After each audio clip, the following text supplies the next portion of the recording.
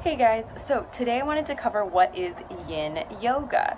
So Yin Yoga is a very passive style of yoga that is normally actually just performed sitting or lying down. So it's not a lot of action or heat or active poses. It's very passive and calm.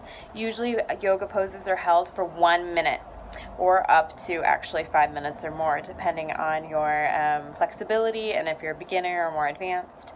So Yin Yoga was actually developed in the 1970s by a martial arts expert named Paulie Zink.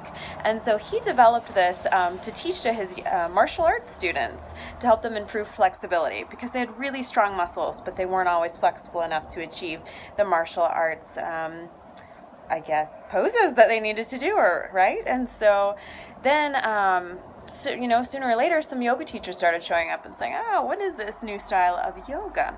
Two of those yoga teachers was Sarah Powers and Paul Grilley. And so those two teachers actually were really key, along with the founder, Paulie Zink.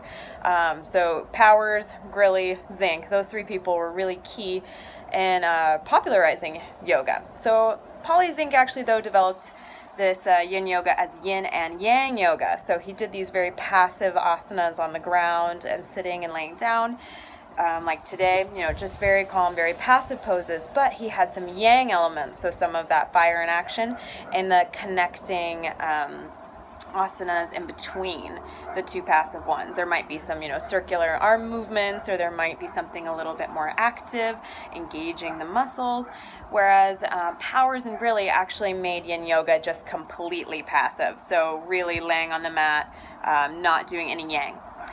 And so what's interesting about Yin Yoga, though, is they're not actually the same asanas that we practice in Hatha. They're very similar, but they've been taken and modified so that they can be held safely for a minute or more. That's kind of to encourage that we're not actually in Yin Yoga stretching the muscles. We're not forcing, we're not pushing, we're not pulling.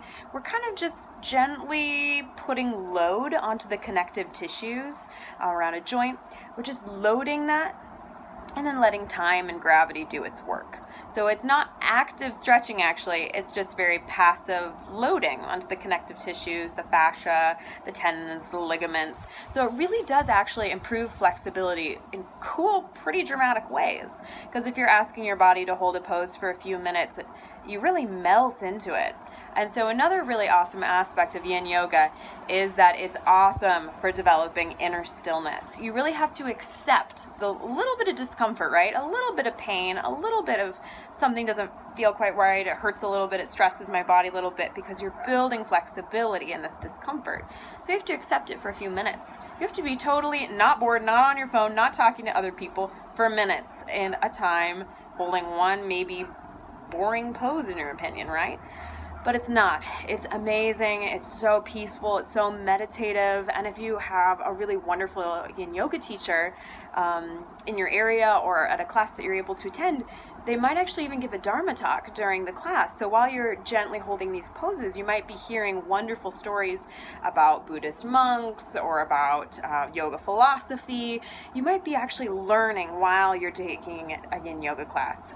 Learning about the body and about inner stillness, yes, but also about maybe Dharma or about other parts of the yoga tradition that you didn't know about, or Buddhist philosophy, because Buddhism and yoga aren't exactly hand in hand. It's more yoga and Hinduism, but there's so much to learn about any of these Eastern traditions that a Yin Yoga teacher has the opportunity to teach and explain and divulge more information about during a Yin Yoga class, because it's so slow. She's not constantly cueing, or he or she is not constantly telling you this pose and this pose and this pose and move and move and move. There's so much extra time. And so I love Yin Yoga. I hope you give it a chance if you have a try. If you want more information, of course, please check out my website, wildyogatribe.com/different yoga types. All right, guys, see you tomorrow.